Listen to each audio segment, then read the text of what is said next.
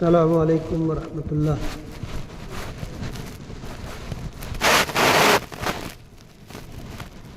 حاضرین جمعہ،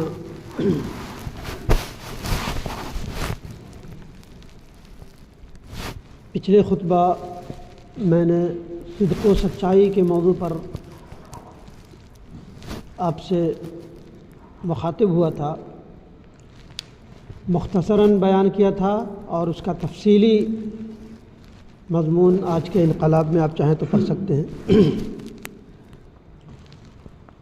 حاضرین، میری کوشش یہی ہوتی ہے کہ سماج میں جو چیزیں بالخصوص برائیاں جو پنپ رہی ہیں ان پر آپ سے گفتگو کی جائے۔ بڑی لمبی چوڑی باتیں بہت کی جاتی ہیں، ہو رہی ہیں، اور میرے بوتے سے باہر ہے بڑی بڑی باتیں کرنا۔ چھوٹی چھوٹی چیزیں جس سے انسان بنتا ہے، جس سے انسان بن کر، مسلمان بن کر ایمان کے حقیقی درجے کو پہنچ جاتا ہے، اور جو انسان کے لیے حد درجہ ضروری ہے۔ فرد اچھا ہوتا ہے تو جماعت اچھی ہوتی ہے، جماعت اچھا ہو تو خاندان، اور خاندان اچھا ہو تو قوم، اور قوم کے بعد ملک اچھا ہوتا ہے۔ تو فرد سے کوشش کرنی چاہیے تاکہ انسان انفرادی طور پر اچھا ہو جائے تو اجتماعی خود بخود ٹھیک ہو جاتا ہے۔ بہرحال آج کا میرا موضوع ہے تکبر، گھمنڈ، ایگو، ایروگینس، ابھیمان، غرور، فخر۔ حاضرین، اللہ تبارک و تعالیٰ نے قرآن مجید میں بیشتر جگہوں پر بڑے بڑے اقواموں کا، بڑے طاقتور ترین لوگوں کے واقعات سنا کر ہمیں نصیحت دینے کی کوشش کی ہے کہ بندو، انسان تو بہلا لاچار و مجبور ہے، انسان کو کبر و نخوت کے قریب نہیں جانا چاہیے، انسان کو عجز و انکساری پسند آتی ہے۔ اور علامہ غزالی نے بڑی پیاری باتیں اپنی کتابوں میں لکھی ہیں، جس میں کہا ہے کہ آم کا درخت ہو، انار کا درخت ہو، سیب ہو یا سنترے ہو، جب وہ نہیں پھلتے ہیں تو اکڑے رہتے ہیں، جب پھل ہوتا ہے تو وہ جھک جاتے ہیں۔ بڑی عظیم نقطے کی طرف اشارہ کر کے علامہ غزالی نے لوگوں کو سمجھانے کی کوشش کی ہے، اور رب کریم اس سے بڑے بڑے واقعات، بڑی بڑی مثالیں دے کر کے لوگوں کو سمجھانے کی کوشش کی ہے کہ بندو، عجز و انکساری اختیار کرو۔ انسان کی شخصیت کو تابناک بنانے کے لیے ضروری ہے کہ انسان عجز و انکسار رہے، تواضع اس کے پوری شخصیت میں، پوری پرسنالٹی میں رچا بسا ہو۔ جس شخص کے اندر تھوڑی سی بھی آ گئی اکڑپن تو کہیں نہ کہیں اس کی شخصیت داغدار ہو جاتی ہے۔ اللہ تبارک و تعالیٰ نے قرآن مجید میں بڑی اچھی اچھی مثالیں دے کر فرمایا ہے،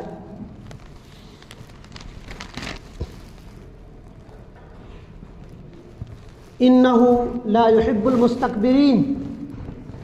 یہ سورہ نحل کی آیت نمبر 23 ہے کہ بے شک اللہ مغروروں کو پسند نہیں کرتا۔ وَلَا تَمْشِي فِي الْأَرْضِ مَرَحًا إِنَّكَ لَن تَخْرِقَ الْأَرْضَ وَلَن تَبْلُغَ الْجِبَالَ طُولًا،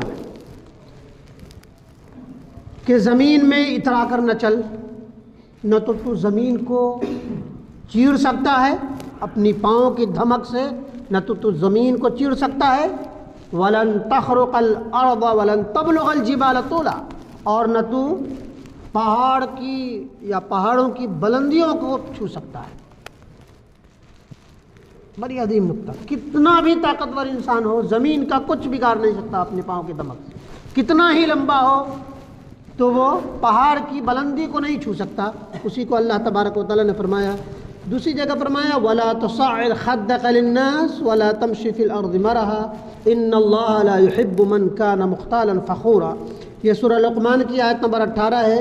اور لوگوں کے لیے اپنا منہ نہ پھلا اور زمین میں اترا کر نہ چل.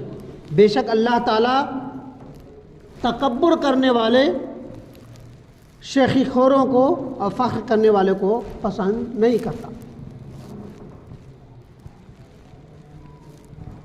نبی اکرم صلی اللہ علیہ وسلم سے چند صحابہ نے پوچھا کہ نبی اکرم صلی اللہ علیہ وسلم، بعض لوگ یا اکثریت یہ چاہتے ہیں کہ اس کے کپڑے اچھے ہوں، اس کے جوتے اچھے ہوں، اچھا دکھے. تو کہا کہ واللہ جمال یحب الجمال، کہ اللہ خوبصورت ہے، خوبصورتی کو پسند کرتا ہے. کبر یہ ہے الکبر بطر الحق وغمت الناس، کہ کبر یہ ہے کہ حق کی مخالفت کرے اور لوگوں کو حقیر جانے. پانیے گاڑی میں چڑھیے، لمبے مکانات اونچے مکانات میں رہیے، لیکن وغمت الناس کا شائبہ نہیں آنا چاہیے، ورنہ وہ فخر کے زمرے میں آ جاتا ہے کہ لوگوں کو حقیر سمجھنے لگ گئے. تو یہاں آپ کے لیے، ہمارے لیے، سب کے لیے قابل سزا اور پکڑ ہے. ان قارون من قوم فبغى عليهم وآتيناه من الكنوز إذ قال له قومه لا تفرح ان الله لا يحب الفرحون. کہ ہم نے اسے، قارون کے بارے میں کہا کہ ہم نے اسے بڑا طاقتور بنایا تھا، بڑے خزانے تھے، اتنے خزانے دیے گئے تھے کہ ایک طاقتور جماعت اس کی کنجی کو اٹھانے سے قاصر تھی. جب اس کی قوم نے کہا یقیناً اللہ تعالیٰ اترانے والے کو پسند نہیں کرتا، بس ہم نے وہ نہیں مانا تو ہم نے اس کو اس کے گھر سمیت زمین میں دفن کر دیا، زمین میں گاڑ دیا. اللہ تبارک و تعالیٰ کو کسی بھی طرح سورہ نازعات میں انا ربکم الاعلی فاخذہ اللہ نکال الآخرۃ والاولی، کہ فرعون نے کہا کہ میں تیرا سب سے بڑا رب ہوں، تو اللہ تبارک و تعالیٰ نے اس کو پکڑ لیا، اس کو برباد کر دیا. فرعون کا قصہ ہم سب جانتے ہیں، اور بڑے بڑے شہنشاہوں کے قصے آپ کو معلوم ہوں گے کہ ان کے ساتھ کیا ہوئے ہیں. عبداللہ ابن مسعود کی روایت ہے لا يدخل الجنة من كان في قلبه مثقال ذرة فقال رجل إن الرجل يحب أن يكون ثوبه حسنا إن الله جميل يحب الجمال. یہ حدیث میں وہ شخص جنت میں نہیں جائے گا جس کے دل میں ذرہ برابر کبر ہوگا. لوگوں صحابہ کی ایک جماعت نے پوچھی اللہ تعالیٰ، اللہ کے رسول صلی اللہ علیہ وسلم، بعض لوگ اچھے کپڑے پہنتے ہیں، وہی حدیث کا یہاں پہ تذکرہ ہے. پھر فرمایا الا اخبرکم، کیا میں تمہیں ایسے لوگوں کا حال نہ سناؤں، جہنمیوں کے حال. تو اللہ تبارک و تعالیٰ نے کہا کہ متکبر، شرکش، بخیل اور لوگوں کو حقیر جاننے والے، یہ اترا کے چلنے والے، یہ جہنمی ہے. ابو سعید خدری کی روایت ہے جنت اور دوزخ میں باہم جھگڑا ہوا. جنت کہتی ہے کہ میرے یہاں غریب، مسکین، مجبور، لاچار ہوں گے، اور دوزخ کہے گا کہ میرے اندر متکبر، عمرا، مال و دولت والے، یہ وہ سب ہوں گے. تو اللہ تبارک و تعالیٰ کہے گا، اللہ تبارک و تعالیٰ ان دونوں کے درمیان فیصلہ لے گا کہ یاد رکھو، میں جس سے خوش ہوتا ہوں، میں جس سے انعام دینا چاہتا ہوں، جس سے جنت کی راحت و آرام دینا چاہتا ہوں، وہ جنت کے ذریعہ اس کو اس کا بدلہ دیتا ہوں، اور میں جس کو عذاب دینا چاہتا ہوں وہ میری دوزخ ہے، اور میں اس کے ذریعہ اس کو عذاب دیتا ہوں، عذاب دوں گا. اور یاد رکھ دونوں کو بھرنے کی ذمہ داری میری ہے، اللہ تبارک و تعالیٰ کہے گا. ابو ہریرہ رضی اللہ عنہ نے فرمایا کہ قیامت والے دن اللہ اس کی طرف نظر نہیں دیکھے گا نظر اٹھا کر نہیں دیکھے گا، نہ ان سے بات کرے گا، نظر رحمت کرے گا۔ کہا گیا کہ جو شخص کپڑے پہنے اچھے پہنے لیکن اترا کر فخر کے ناحیت سے اور اپنے کپڑے کو زمین میں گھسیٹ کر چلتا ہے، اس کو اللہ تبارک و تعالیٰ پسند نہیں کرتا۔ پھر اللہ تبارک و تعالیٰ نے دوسری جگہ فرمایا، قال اللہ عز العز ازاری العز ازاری الکبریاء ردائی۔ امام مسلم کی روایت ہے کہ عزت اور جلال اور تکبر میری ازار ہے، الکبر ردائی، اور کبر گھمنڈ ایگو ایروگینس میری چادر ہے۔ جو شخص ان دونوں میں سے کوئی چیز چھیننے کی کوشش کرے گا تو ان یزاعنی عذبتہ، کہ میں اسے ضرور عذاب دوں گا۔ اللہ تبارک و تعالیٰ اور بھی دوسری جگہ پہ فرمایا کہ سلمہ ابن عقو کے راوی ہیں کہ آدمی تکبر کا اظہار کرتا رہتا ہے یہاں تک کہ سرکش لوگوں میں شمار ہو جاتا ہے، پھر اسے سزا دی جاتی ہے سرکش کے اعتبار سے۔ پھر فرمایا تلک الدار الآخرۃ نجعلها للذین لا یریدون علوا فی الارض ولا فسادا والعاقبۃ للمتقین۔ جنت اور اس کی راحت ہم ایسے لوگوں کے لیے بنائے ہوئے ہیں، ایسے لوگوں کے لیے سجائے ہوئے ہیں جو دنیا میں نہ بڑائی چاہتے ہیں اور نہ فساد پھیلاتے ہیں، اچھا انجام تو بس پرہیزگاروں کے لیے ہے۔ ابو ذر غفاری رضی اللہ عنہ عبقری صحابی، بہت بڑے صحابی، ان کا واقعہ ہے کہ حضرت بلال حبشی رضی اللہ عنہ مؤذن رسول صلی اللہ علیہ وسلم، ایک بار انہیں کہا، اے یا ابن سودا، اے کالے کے بیٹے، کالی ماں کے جنے بیٹے۔ نبی اکرم صلی اللہ علیہ وسلم ان کی کان میں پڑی کہ ابو ذر غفاری ایسی بات کرتے ہیں۔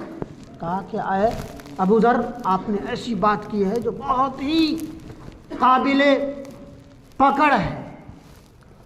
اللہ تبارک و تعالیٰ نے سب کو وہ کیا ہے۔ ابو ذر غفاری بہرحال وہ کوئی ان کو حقیر جاننے کے لیے، حقیر دکھانے کے لیے نہیں کہا۔ ابو ذر غفاری زمین میں گر پڑے، کہا اے ابو بلال رضی اللہ عنہ، آپ اپنے پاؤں سے میرے چہرے کو رونت دیجئے کہ میرے زبان سے ایسی بات بہرحال نکلی کیسے۔ یہ اور اس طرح کی اور بھی باتیں ہیں۔ نبی اکرم صلی اللہ علیہ وسلم نے بارہا ان عیبوں سے پاک رہنے کے لیے بتایا ہے۔ تکبر کی 8 یا 9 زمرے ہیں بتائے گئے ہیں کہ سب سے زیادہ جس چیز سے انسان کو تکبر ہوتا ہے وہ علم، نالج۔ تو لفظ پڑھ لیا بڑی متکبر، اس پہ بھی انسان کو توازن میں رہنا چاہیے۔ پھر فرمایا عبادت و ریاضت سے بھی انسان کو تکبر اور فخر آ جاتا ہے، دوسرے کے چھوٹے عمل کو کمتر سمجھتا ہے کہ میں تو بڑا۔ یہ بھی فخر کا زمرہ ہے، اللہ تبارک و تعالیٰ فخر کو پسند نہیں۔ حسب و نسب، میں فلاں خاندان میں، فلاں کا بیٹا، فلاں کا پوتا، یہ یہاں بھی آ جاتا ہے۔ پھر پتہ عہدہ اور منصب، جہاں اونچی ملی زمین کو بھول گئی۔ پھر کہا کہ کامیابی و کامرانی، حسن و جمال، اور کہا گیا طاقت اور قوت، جو لاسٹ میں آتا ہے تکبر کا۔ سب سے پہلے علم، عبادت و ریاضت، حسب و نسب، عہدہ منصب، کامیابی و کامرانی، حسن و جمال، پھر طاقت۔ نبی اکرم صلی اللہ علیہ وسلم کی حدیث ہے۔ یہ جملے عام طور پر آپ سب کے نظروں سے گزرتا ہوگا کہ تکبر خواہ دولت کا ہو، تکبر کیا عہدہ و منصب کا ہو، تکبر کیا حسن و جمال کا ہو، تکبر کا تقوی کا ہو، عبادت اور ریاضت کا ہو، بہرحال یہ تکبر ہے۔ اور تکبر کی قسمت رسوائی ہے۔ تکبر کرنے والے آج تک آپ ایک شخص کو آپ نہیں دکھا سکتے، پوری تاریخ انسانی میں جس نے بھی تکبر کی ہے اس کا انجام بہت برا ہوا ہے۔ تکبر ایک ایسا ایک ایسا خود نمائی مرض ہے، ایک ایسا ناسور ہے، ایسا بیماری ہے، ایسا روگ ہے جو انسان کو خود تباہ و برباد کرتا ہے۔ تکبر سے دنیا کو فائدہ نقصان ہو اور دور کی بات ہے، لیکن تکبر سے انسان کا اپنا نقصان ہے۔ وہ انسان خود تکبر سے ذلیل، خوار، رسوا ہو جاتا ہے۔ اور تکبر ایک ایسا مرض ہے جو کہا گیا نا کہ غمت الناس، لوگوں کو حقیر جاننا، لوگوں کو وہ کہا جہاں تو ہماری قوم میں یہ تو نہ مال ہے، نہ دولت ہے، نہ طاقت ہے، نہ بہت کم ہے، لیکن جہاں تھوڑا سا ہے ہوائی میں، اگر کسی قوم کو اللہ اوپر کرتا ہے نا تو اس میں کچھ خوبیاں اور خرابیاں ضرور پیدا کر دیتا ہے۔ ہم آپ سب اس بات کا جائزہ لیں، عہدہ اور منصب کتنا کم ہے ہمارے اندر، تھوڑا سا ہوا بھول گئے اپنی زمین کو، اپنی مٹی کو، اپنی مٹی پہ ہی چلنے کا سلیقہ سیکھو، سنگ مرمر پہ چلو گے تو پھسل جاؤ گے۔ یہی معاملہ ہے کہ تھوڑا سا پڑھ لیا، تھوڑا سا عہدہ ہوا، بس ہو گیا۔ اب بڑے لوگوں کو دیکھیے آپ، ذہن کھول کر کے، تعصب اور تنگ نظری کی نگاہ سے نہیں، بڑے بڑے عمرا کو دیکھو تو ان کے اندر جو عاجزی ہے، وہ انکساری ہے، وہ دیکھنے کی بات بنتی ہے۔ ایک سے ایک کروڑوں پتی، خربوں پتی کے ساتھ ان کے اندر جو عاجزی ہے، وہ انکساری ہے، کیا کہنا۔ ایک ایک غریب سے، ایک ایک مجبور سے، ایک ایک لوگوں سے اگر روزانہ ملاقات ہو، خبر خیریت لے کے چلنا، ان کا اتنا بڑا نام، لیکن ہمارے اندر بڑی خرابیاں ہیں۔ بہرحال اپنے من میں ڈوب کر پا جا صراط زندگی۔ تو اگر میرا نہیں بنتا نہ بن، اپنا تو بن۔ اپنا بننے کے لیے ضروری ہے کہ انسان تواضع و انکساری اور عجز و انکسار کا وہ بنے، اور کہا گیا زمین سے جڑ کر رہے۔ بہرحال اللہ تبارک و تعالی ہمیں اور آپ سب کو کہنے اور سننے سے زیادہ کما حقہ عمل کی توفیق دے، آمین یا رب۔